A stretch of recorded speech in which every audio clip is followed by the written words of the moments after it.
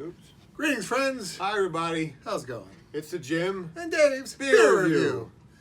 And Dave, Yes. what's it reviewing time to What's do it? now? We got some Round Guys Brewing Company's Edgecrusher.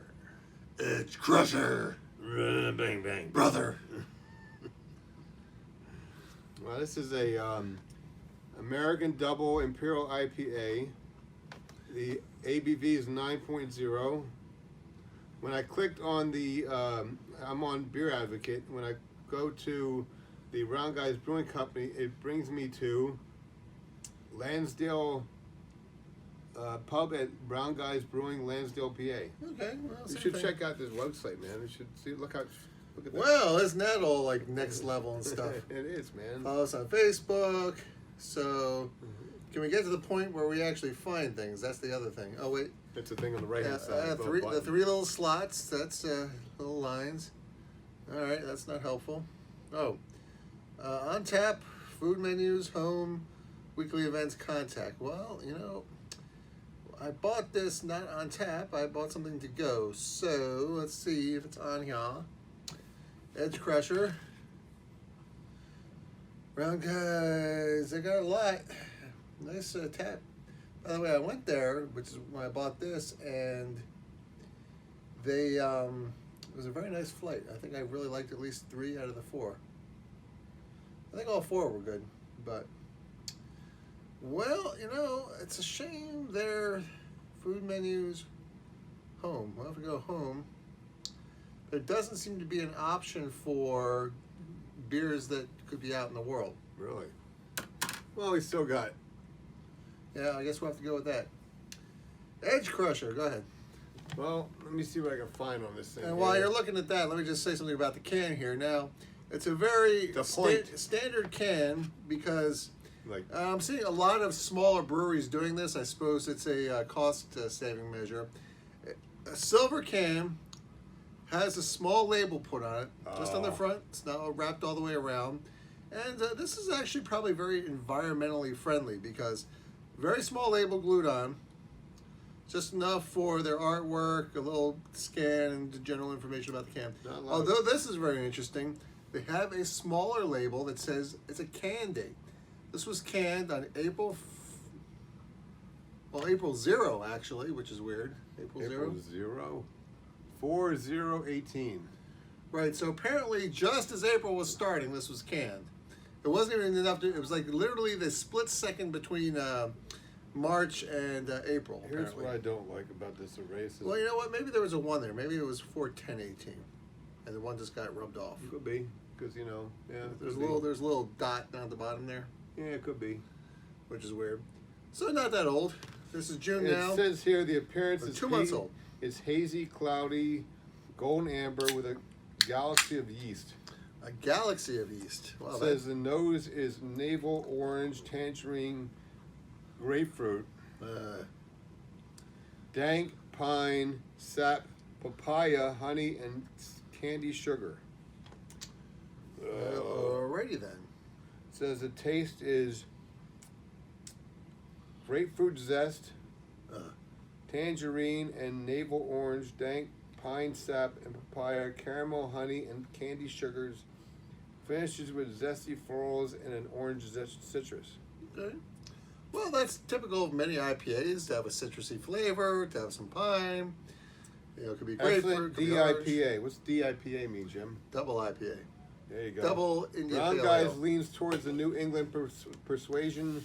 Really? Easy drinking and smooth with no hint of the 9% ABV. Well, that's interesting because I would have thought that with that particular description, it was more towards a West Coast IPA. And the New England is more, well, it's obviously more hazy, but it's also a lot smoother, not so dank. Dank. Where's your dank at? I guess I'll be next. Oh, that's a good one. That comes Well, around we once hope a so. year. Cheers. Once a year. Cheers, people. Wow, how we get up to almost 5 minutes already? All right, well, I will grant you in the flavor there is some New England taste stuff going on there. grapefruit. Thank God. Yeah. Yeah, there's actually, it's almost a sickly sweetness, and I don't know if I like that. I do like New England styles. I think that they're I a like nice, the clam chowder. refreshing. Yeah, totally irrelevant. But thank you for that. I know, I had to put it in. A non sequitur by Dave. You know, always put it in there. All right, Now for something completely different. and that's what she said. Put it in there. Well done. You gotta watch the cats on AGT. That's a good thing, see. Anyway. Keep on putting extra stuff in there. Yeah, good for you. It's my job to make this as broadband as possible. And that is an adjective that has absolutely nothing to do with anything. So good job on that as well. You're welcome. Well, it's weird. Like I said before, this was more of a West Coast description, but this does come across more of a New England, which I believe has recently been recognized by the Brewers Association as being a style. Well, it's okay. But like I said, there's a kind of a sickly sweetness there that I'm not necessarily a fan of. It doesn't have, it's hazy, but it doesn't necessarily have the amount of haze I would think a New England would. It's definitely unfiltered, and you can, it has a decent amount of carbonation, lots of bubbles I can see coming up throughout the thing. Color being, you know, sort of a gold. Dave, what are your thoughts?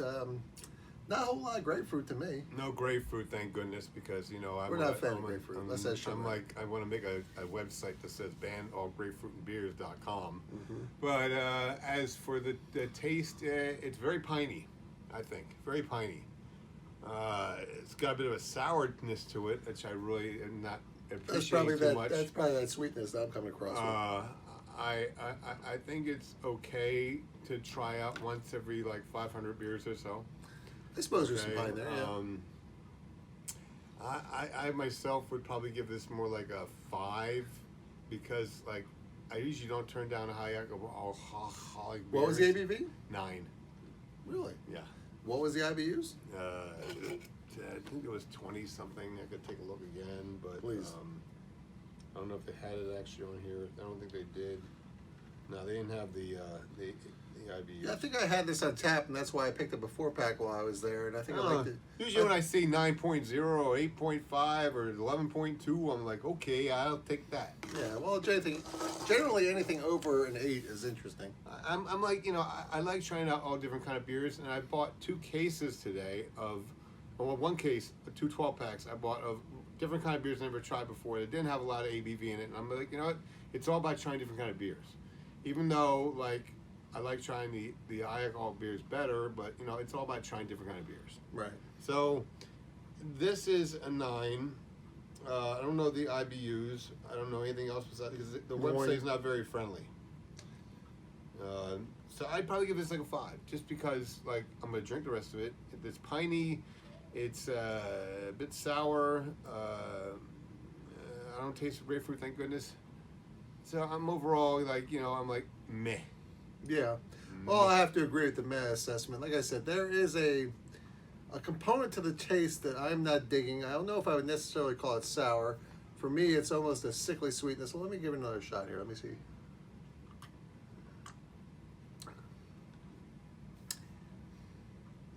Yeah. For me, it's more of a sickly sweetness that seems very reminiscent of perhaps a papaya. Not a huge papaya fan myself. Perhaps that's the component that would make it comparable to New England style, which I do believe is less on the bitter, more on the sweeter side. But yeah, it doesn't excite me. I will finish it, but I don't know if I'll buy this again. So for me, I would have to agree with Dave. It's also a 5. You know, drinkable, fine. Liked it better on tap. Which was also interesting because they also had another beer I bought there that was a sour quad, actually. Jimm loves his sours now. And I thought it was interesting because that was the first quad I ever had that was characterized as a sour. I think it had Brettanomyces, whatever it's called. And I brought that to some other friends because I knew Dave wasn't a sour fan. And I gotta say, I think I liked it better on tap because all the other people who were looking forward to trying it when I told them I was bringing it were not necessarily giving a ringing endorsement either. So it's very interesting how things differ by how they're presented. that being in a bomber bottle and on tap was different. Same thing with this. Bredomeister? On tap, I think was a little bit better than the can. And I'm not sure why that is, if it comes from the same batch. Is there something about the carbonation factor that's different? Jimm's very into his beer making and thinking stuff. Well, yeah, well, it's one of those things. When you make them, you begin to understand the, perhaps even the pressures that a brewer has to go through. And the subtle nuances that go into making the different kind of flavors that go into the Well, absolutely, stuff, and right? the hops. There's so many different kinds of hops that. I mean, you go off by a little bit. You know, you put a little too much of something, a little too less of something, and you're making crap, right? Well, it's a very different beer, and everything affects the flavor, whether it's the malts, the hops, I or still the yeast think the and best the water. beer that you've made so far was the beer we made together back 2 years ago. That's the way I feel. And I actually thought that was one of the most awful ones I made. I too, thought that was the best one. That's why I gave it to you. I was just like, no. No, we split a case. We split two. We had I had a case and a Yeah, I had a lot more, and I right? gave you the rest of it. I was just I like, here you go. that. I remember the stuff you made after that with the kits. What was interesting was That that was really first okay. batch got better with aging. Oh yeah, after a year, yeah, it was way good. Man, we should have waited a lot more. Although it time. still had something I wasn't crazy about. I think that one was probably bottled too early.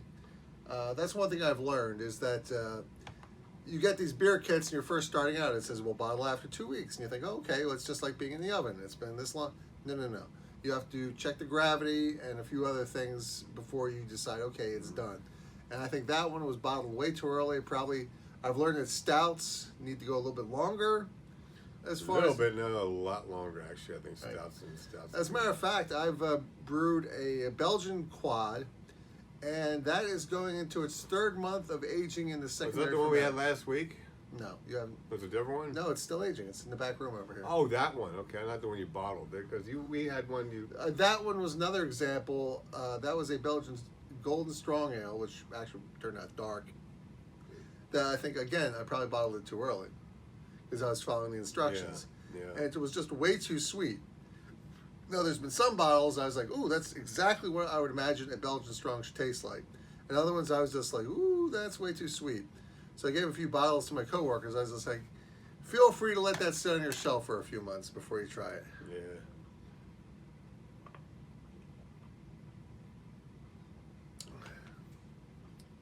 But one thing about being a home brewer, it does make me appreciate when I get a really good beer. I was like, wow, how did they do that? Because let's face it, when you hit a home run, like I played baseball as a kid, I don't think I ever got anything better than a single or a double. I never hit a home run in my life. So as far as brewing goes, and you hit the proverbial home run, you know, it's just like, wow, that is something to, you know, tip of the hat. There are a few out there. Thumbs out. So There are a few it's out one of those there. thing. So there you have it. 2 5s for me and Dave. I make like it Red 10, Guys that's Brewing. not true. Really interesting brunch menu, by the way. Yeah. Yeah, I ordered a little breakfast because I had a very light breakfast before I headed out for the day, and yeah, very nice. It was just it was like a wrap almost, but it was a lot of I like egg, but there was wraps. like bacon on the edge, I like and there was guacamole, a little sour cream, and some chopped up tomatoes, and Yuck. I was just like, what? Why do people like guacamole for? Guacamole. I I don't know. It's good. I Yucky. don't know. Yucky. But anyway, that's one thing I like about these breweries too. Is they usually have a very interesting menu. Yeah, they do. They little do. They have different. good food usually. Yeah. Yeah. Yeah. So real quick, women who are pregnant, don't drink alcohol beverages at the risk of birth defects. You should not operate heavy machinery or drive a vehicle if you're under the influence of alcohol. Oh. And of course, excessive drinking can cause health problems. And the reason we try these different beers is we believe that you, our viewers, should drink great beers. And never go laughing to your friends. Be our friends. Be our Subscribe to our channel, give us a thumbs up, thumbs down, comment below, share this video. It's meant to be social, and we look Yes. forward to hearing from you. We love you. So thank you very much, and we'll see you next time. We love you a long time. Bye, people. Be good.